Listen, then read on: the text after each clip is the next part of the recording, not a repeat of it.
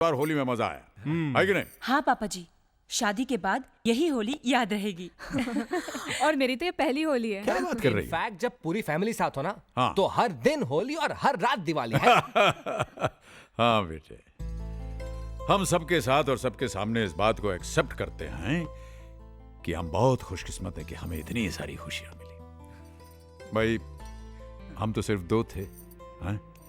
धीरे धीरे तुम सब लोग आ गए और हमारी खुशियों की दुनिया जो है वो और बढ़ गई। डैड, आप कुछ कहना चाहते थे? हाँ, कहना तो चाहते थे, लेकिन कहने से पहले हम कुछ पूछना भी चाहते। तो पूछिए ना डैड। भाई देखो, हमने तो हमेशा ये माना कि हमारे बच्चे लायक हैं,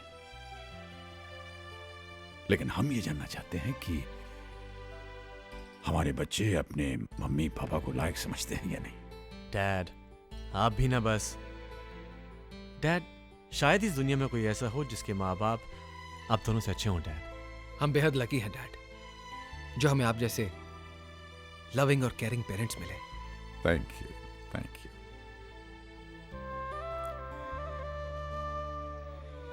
अब हम अपनी बात कर सकते हैं। बात मुख्तसर सी है। देखो,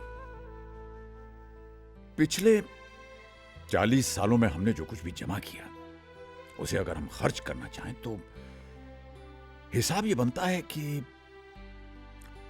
फैमिली की जरूरतें पूरी करने के लिए ये जो हम जद्दोजहद कर रहे थे, इसमें हम लोग साथ होकर के भी साथ रह नहीं पाए। हमें तो पता ही नहीं चला कब तुम लोग बड़े हो गए और अपनी अपनी दुनिया में खो गए। और ये जो साथ रहने की खुशी थी, ये हमारे लिए छोटे छोटे पलों में बंद कर रह गई। और इन छोटे छोटे पलों का हम तो बस इंतजार ही करते रहते थे कि कब हम लोग साथ मिलेंगे, साथ होंगे। लेकिन अब हम रिटायर हो गए और हमें फुर्सत मिल गई है।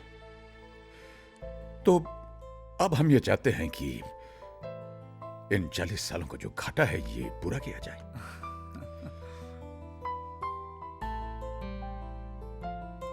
तुम लोगों को प्यार देकर,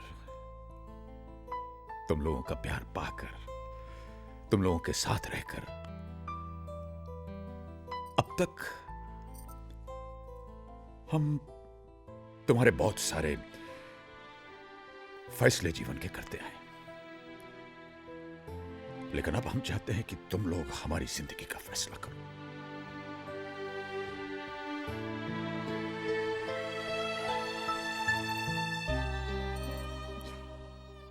बेटा, तुम्हारे मम्मी पापा हम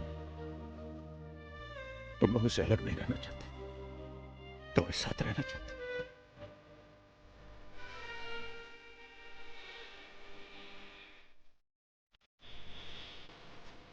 अब तुम लोग ये डिसाइड करो कि कब, कहां और किसके साथ हम रहेंगे।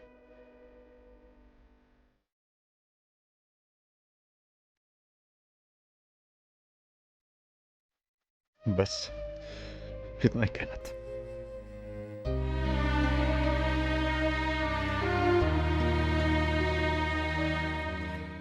आपस में बात करना चाहते हैं? नहीं, करो करो, हम लोग बाहर चले जाते हैं। चलो पूछा, बच्चों को काम करने दो।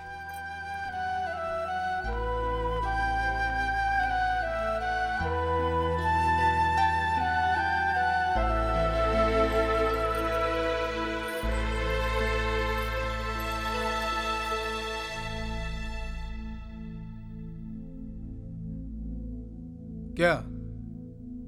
अरे इस तरह से मेरी तरफ क्या देख रहे हो? हम दोनों तो पहले से ही परेशान हैं। एक बड़े शहर में इतनी महंगाई में रहना तुम लोग तो जानते हो ना। और 3-4 साल में बेटी की शादी होने वाली है, उसका क्या होगा? वाकई इट्स जस्ट नॉट पॉसिबल। भैया, मैं तो डेफिनेटली मॉम डैड को अपने साथ ले जाता, लेकिन हीना भी काम पे जाती है और फिर। नहीं रे बाबा, पहले जाके ऑफिस में पिसो, उसके बाद में घर आके सास ससुर के नखरे सहो। मुझसे नहीं होगा। भाई मैंने तो अभी अभी अपनी जिंदगी शुरू की है। वैसे भी मेरी हालत पतली है। हर 11 महीने में मुझे घर बदलना पड़ रहा है। करण, तुम ही उन्हें लेकर क्यों नहीं जाते, जिससे तुम्हारी भी देखभाल हो जाएगी और उनकी भी। वाह भाभी वाह, thanks for the suggestion but no thanks. मैं खुद को नहीं संभाल सकता, उन दोनों को कैसे संभालूंगा? ये बच्चों ने बड़ी देर लगा दी अपना फैसला सुनाने में।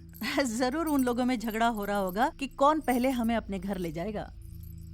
हाँ, ये हो सकता है।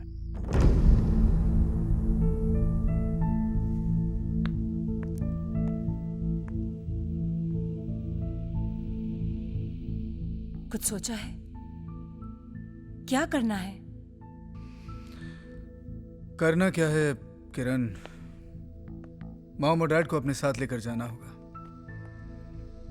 यहाँ पर उनका कौन है? देखो अजय, बरसों से हम लोग अपनी लाइफस्टाइल जीते आ रहे हैं। अब अचानक नई शुरुआत करना कोई मजाक है? एक मिनट, क्या ऐसे नहीं हो सकता कि मम्मी डैडी यहीं रहे और जिससे जो हेल्प हो सके वो कर दे? ये क्या कह रही हो भाभी? डैड और help, he will never accept. एक आइडिया है। ऐसा करते हैं कि भैया आप मम्मी को अपने साथ ले जाएं और मैं पापा को ले जाऊंगा। फिर 6 महीने बाद पापा रोहित के यहाँ चले जाएंगे और मम्मी करण के यहाँ। इस तरह वो हम सबके साथ रह भी पाएंगे और किसी पे ज्यादा बर्डन भी नहीं पड़ेगा। क्यों, कैसा लगा आइडिया? एकदम फ्लॉप आइडिया है भैया। आप लोग अच्छी तरह से जानते हैं कि मॉम और डैड एक दूसरे से अलग होने के लिए बिल्कुल राजी नहीं होंगे। यही तो मेरे हस्बैंड के आइडिया का मेन पंच है। ना ही मम्मी पापा एक दूसरे से अलग रहने को राजी होंगे, ना हमारे साथ आके रहेंगे। बात वहीं की वहीं खत्म। एग्जैक्टली। Very good. वो अपने घर पे खुश और हम अपने। लो आ गए। सॉरी डैड, आप लोगों को इतना इंतजार करना पड़ा। एक्चुअली डैड, हम लोग ये डिसाइड ही नहीं कर पा रहे थे कि पहले कौन आप लोगों को अपने साथ ले जाएगा। हाँ, वो करण तो कहने लगा कि अगर मम्मी पापा बारी बारी हर एक के साथ रहेंगे तो इसका नंबर तो 2 साल के बाद आएगा। ऑफ कोर्स, मैं इतना क्यों वेट करूं? हाँ ए करण, तू कहाँ से बीच में आ गया? तुझसे पहले मैं हूँ। जी तो चाहता है कि मम्मी पापा को चुराकर मैं ही रख लूं हमेशा के लिए। तो सबकी फीलिंग्स को ध्यान में रखते हुए हमने ये तय किया है कि पापा मेरे साथ रहेंगे, मम्मी किरण के साथ रहेंगी। फिर 6 महीने के बाद पापा रोहित के साथ और मम्मी करण के साथ रहेंगी। इस तरह से आप दोनों का प्यार हम सब में बढ़ता रहेगा। क्यों, ठीक है ना?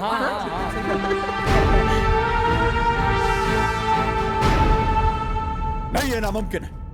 बच्चे हमारा प्यार नहीं, हमें बांटना चाह रहे हैं। मेरी बात तो सुनिए। नहीं, हम आपकी बात नहीं सुनेंगे। हम तुम्हें नहीं छोड़ सकते, बस बोल दिया हमने।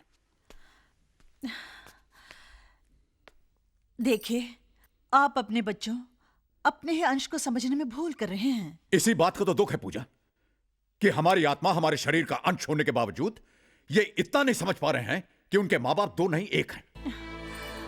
अरे जिन्हें भगवान ने एक किया है, उन्हीं को ये अलग करने की सोच रहे हैं।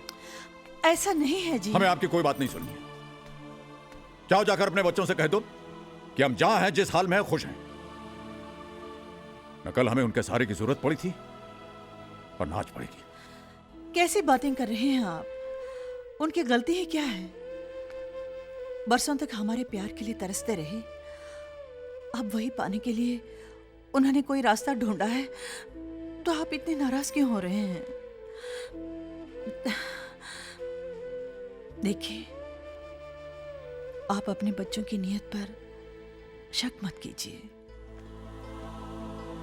उनका दिल मत तोड़िए। आपको मेरी कसम। Seena, don't do this to me. तुम अच्छी तरह जानते हो कि तुम्हारी ये कसम, तुम्हारे आंसू मुझे कमजोर बना देते हैं।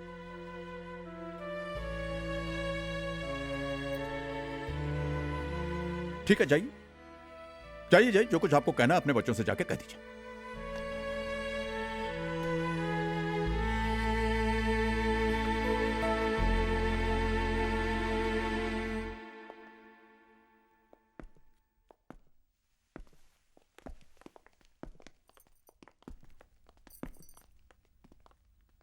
हमें तुम्हारा फैसला मंजूर है बेटा। बता देना कब और कहाँ जाना है।